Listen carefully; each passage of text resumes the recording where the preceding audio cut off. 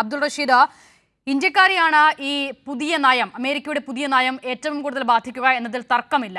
എല്ലാ സാഹചര്യത്തിലും ഏറ്റവും അടുത്ത സുഹൃത്ത് എന്ന് നരേന്ദ്രമോദി വിശേഷിപ്പിക്കുന്ന ആൾ കൂടിയാണ് അമേരിക്കൻ പ്രസിഡന്റ്. പക്ഷേ ഡൊണാൾഡ് ട്രംപിന്റെ ഭാഗത്തു നിന്ന് ആദ്യം ഈ പ്രതികാര ചുങ്കം അത് ഇരട്ടി ചുങ്കമാക്കുന്ന നടപടി ഉണ്ടാകുന്നു. അതിൽ ഇന്ത്യൻ വിപണി അടക്കം വലിയ പ്രതിസന്ധി നേരിടുന്ന ഘട്ടത്തിൽ കൂടിയാണ് H-1B വിസയിലെ കുത്തനെയുള്ള നിരക്ക് വർധനവ്.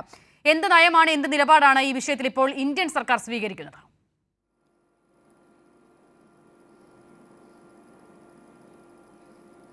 അസിത, മൈ ഫ്രണ്ട് വീണ്ടും ചതിച്ചു എന്നുള്ളത് തന്നെയാണ് വലിയ ആരോപണമായി ഉയരുന്ന ഘട്ടമെന്ന് പറയുന്നത്. പ്രത്യേകിച്ചും ഈ അധിക തീരുവയ്ക്ക് ശേഷം ഈ തൊഴിലാളി മേഖലയിലടക്കം ഇന്ത്യയെ വരിഞ്ഞു മുറുക്കുക എന്നുള്ളതാണ് ഇപ്പോൾ ഡൊണാൾഡ് ട്രംപിൻ്റെ ഭാഗത്തുനിന്നുണ്ടായിട്ടുള്ള നീക്കത്തെ പല വിദഗ്ധരും ചൂണ്ടിക്കാണിക്കുന്നത്. എന്തായാലും H-1B വിസയുമായി ബന്ധപ്പെട്ടുള്ള അതിൻ്റെ പുതുക്കിയ നിരക്കുകൾ രാജ്യത്തെ ലക്ഷക്കണക്കിന് വരുന്ന തൊഴിലാളികളെയാണ് വലിയ പ്രതിസന്ധിയിൽ നിർത്തുകയും ചെയ്യുന്നത്. കഴിഞ്ഞ 24, അതായത് കഴിഞ്ഞ വർഷം മാത്രം 3,99,395 B1 വിസകളാണ് അമേരിക്ക നൽകിയിരുന്നത്. ഇതിൽ 71% ഇന്ത്യയിൽ നിന്നുള്ള ആളുകൾക്കായിരുന്നു എന്നുള്ളതാണ് ഏറെ നിർണായകമായിട്ടുള്ളത്. എന്തായാലും ഈ പുതുക്കിയ നിരക്ക് അടുത്ത അപേക്ഷകൾ നൽകുന്നതായി പുതുതായി അപേക്ഷകൾ നൽകുന്ന ആളുകൾക്ക് മാത്രമായിരിക്കും എന്നുള്ളത് US വ്യക്തമാക്കിയിട്ടുണ്ടെങ്കിൽ പോലും 5 ബില്യണോളം ആളുകളാണെങ്കിൽ ഇന്ത്യക്കാരാണ് അമേരിക്കയിൽ മാത്രം ഇത്തരം മേഖലകളിൽ ജോലി ചെയ്യുന്നത്. ഇവരുടെയൊക്കെ തന്നെയും ജോലിക്ക്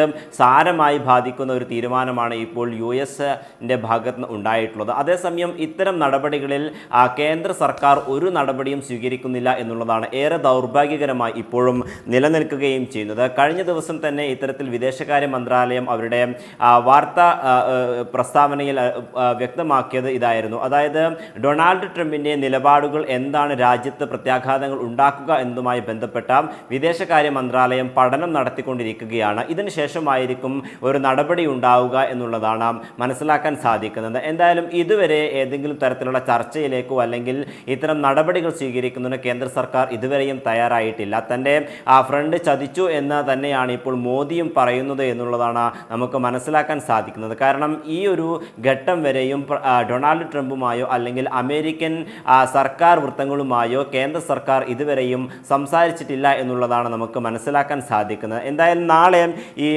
കരാർ ചർച്ചയുമായി ബന്ധപ്പെട്ടൊക്കെ തന്നെയും കേന്ദ്രമന്ത്രി പീയൂഷ് ഗോയൽ അടക്കമുള്ള ആളുകൾ അമേരിക്കയിലേക്ക് പുറപ്പെടുന്നുണ്ട്. ഈ ഒരു ഘട്ടത്തിൽ ഇതുമായി ബന്ധപ്പെട്ട ചർച്ചകൾ ഉണ്ടാകും എന്നുള്ളതാണ് ഇപ്പോൾ സർക്കാർ വൃത്തങ്ങൾ. എനിക്ക് തോന്നുന്നു ഇതുമായി ബന്ധപ്പെട്ട ഏറ്റവും പ്രധാനപ്പെട്ട ഒരു ഡെവലപ്മെന്റും അത് തന്നെയാണ്. അബ്ദുൾ റഷീദ് പറഞ്ഞതുപോലെ നാളെ പീയൂഷ് ഗോയലിന്റെ കൂടിക്കാഴ്ചയുണ്ട്.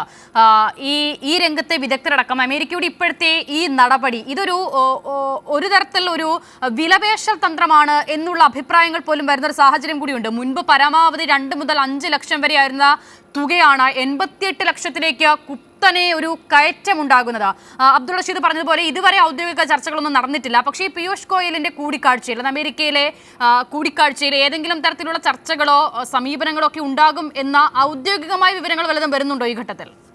ഈ ചർച്ച എന്ന് പറയുന്നത് നേരത്തെ തന്നെ തീരുമാനിച്ചിട്ടുള്ളായിരുന്നു. കഴിഞ്ഞ 2 ദിവസം മുമ്പ് അമേരിക്കയിൽ നിന്നുള്ള പ്രതിനിധികൾ ഇന്ത്യയിലെത്തുകയും പിന്നീട് വ്യാപാര കരാറുമായി ബന്ധപ്പെട്ട ചർച്ചകൾ നടന്നിരുന്നു. അതിൽ പുരോഗതിയുണ്ട് എന്നുള്ള സൂചന മാത്രമാണ് കേന്ദ്ര സർക്കാർ നൽകിയിരുന്നത്. ഇതിൻ്റെ തുടർ ചർച്ചയ്ക്ക് വേണ്ടിയാണ് പീയൂഷ് ഗോയൽ അടക്കമുള്ള നേതാക്കൾ അമേരിക്കയിലേക്ക് പുറപ്പെടുന്നത്. ഇതിന് തൊട്ടു പിന്നാലെയാണ് ഇത്തരത്തിൽ ഈ വിസയുമായി ബന്ധപ്പെട്ടുള്ള നിരക്ക് വർധനവ് ഉണ്ടായിട്ടുള്ളത്. പക്ഷേ ഈ വിഷയം ചർച്ച ചെയ്യുമോ എന്നുള്ളതിൽ ഒരു വ്യക്തത ഇപ്പോഴും വന്നിട്ടില്ല. ഈ വിഷയത്തിൽ ഇപ്പോഴും ഒരു അവ്യക്തത നിലനിൽക്കുന്നു എന്നുള്ളത് തന്നെയാണ് നമുക്ക് മനസ്സിലാക്കാൻ സാധിക്കുന്നത്.